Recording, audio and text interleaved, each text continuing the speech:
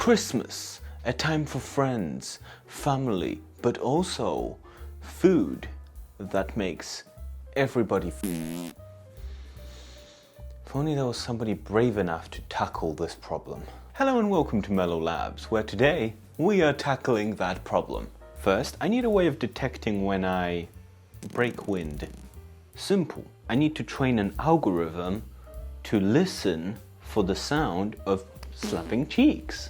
But to do that, I need a data set.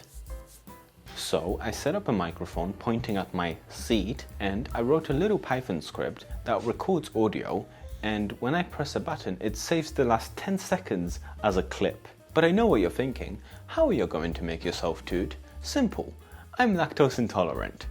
And I have a bunch of things that are considered contraband in this household. Let's go build a data set. 2,452 clips later, I realize this isn't going to work. Why? Because this is a recreation of the worst smelling flatulence I had. Notice something? Yes, you can't hear it. I'm gonna need a different approach. Back to the drawing board. Quack, quack. Good idea, drawing board. Oh, the Raspberry Pi Foundation already did a tutorial on this. Well, what's the point of this video?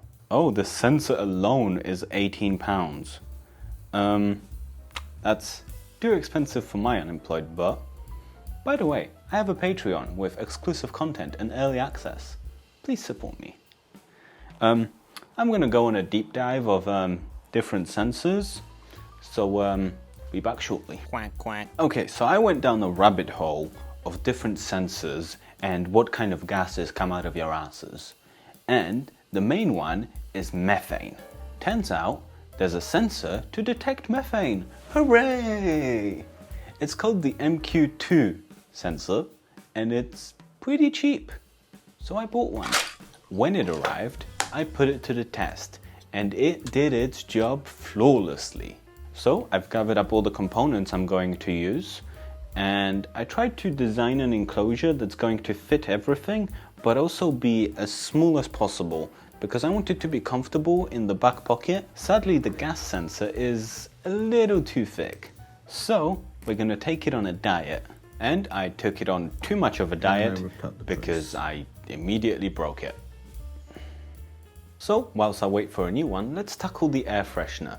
I got whichever one was the cheapest, and again, it's gonna have to go on a diet because he's thick. So I opened it up to discover a blob chip. I hate blob chips, so all of these electronics are completely redundant for me. Stripping out the electronics let me cut away so much of the plastic enclosure. The only thing remaining is the motor and the mechanics that press down on the cartridge. So then I added a motor driver, a battery and a battery charger, which meant I can have just two little wires come off the motor driver to plug into the sensor unit. To finish it off, I modeled and printed little clips that glue onto the back so that it clips onto your belt. And here it is. I'm not pretty, and neither is this, but it works. Ding dong. The sensor has arrived, so let's take it on a gentle diet. These pins are a little too long and I no longer need this potentiometer because I'm using the analog output. It's not a lot of space saved, but anything's better than nothing. I quickly modeled and printed out a case and it worked perfectly the first time. You have no evidence that it didn't. I forgot to model in the little connector that plugs into the air freshener, so it's just this kind of dangly bit that sticks out.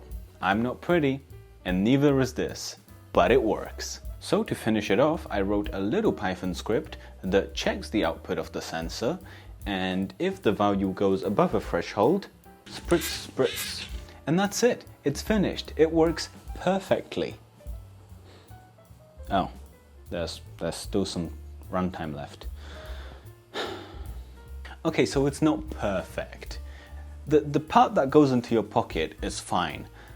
The actual air freshener part is uncomfortable. Like, it's fine when you're like walking around and doing stuff, but when you want to sit down or like lay down, it just digs into your spine. So I got another air freshener I made it smart. It's so much easier than you think. All you need is a D1 Mini and 3 pieces of wire. Then I installed ESP Home onto it, and now I have a little button on my Home Assistant dashboard that triggers it. Then I also installed ESP Home on the sensor in my pocket. So I think I can confidently say I am the only person in the world with a fart tracker in my Home Assistant dashboard. Why am I proud of this? I have no idea, but I cannot wait to tell Reddit. So now that they're both connected to Home Assistant, I can have one trigger the other, and I don't have to carry it around with me wherever I go. I could put a couple air fresheners around the house and have my little sensor in my pocket, and whichever one I'm closest to, that's the one that will mask the smell. I hope you enjoyed today's video. If you'd like to support me, I have a Patreon. You get early access to videos, you get a bunch of behind the scenes. I've been really pushing myself to do a lot more of those, so I post fairly frequently. So yeah, any support's appreciated, and I'll see you next time. No, wait, that's Great Scott. Toodaloo, no, that's the other one. Mellow Christmas and a Happy New Year.